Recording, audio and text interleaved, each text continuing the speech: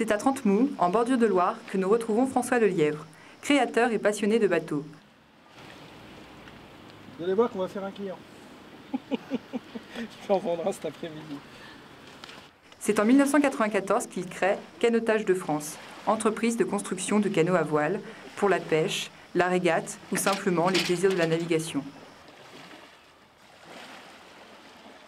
Attaché à la région Loire-Atlantique, François Lelièvre décide de relancer les régates de Trentemoult, ancien quartier naval très attaché à ses valeurs maritimes. Il donne ainsi un second souffle dans les voiles des bateaux de la Loire. C'est un quartier où je suis venu m'installer en 1977.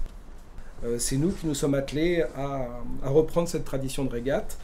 On a donc créé, pour ça, on a fait créer un bateau qui est donc le Seille, qui est là, spécialement étudié pour la navigation en estuaire et en Loire, et qui deviendra, quand je créerai mon entreprise en 1994, le premier bateau que je construirai au sein de Canotage de France professionnellement.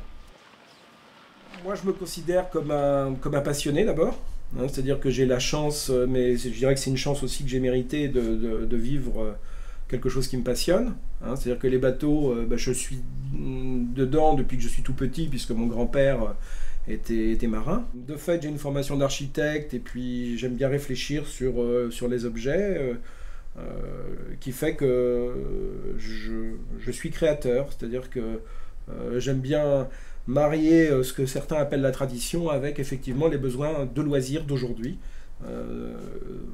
Je suis très attaché aussi au paysage, au fait de ne pas défigurer, c'est-à-dire que le bateau qu'on a conçu pour la Loire, il est gracieux, il est très beau.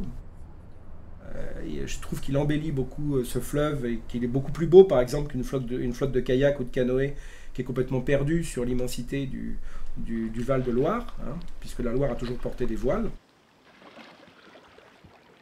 On vend des bateaux qui doivent servir à quelque chose. On ne vend pas des objets d'art. Il y a quelquefois sur les salons des bateaux, ils sont tellement beaux que les gens ils disent « j'oserais jamais mettre les pieds dessus ou faire monter mes enfants avec leurs pattes pleines de sable ». C'est pas du tout notre position. Pour nous, c'est des bateaux qui doivent servir.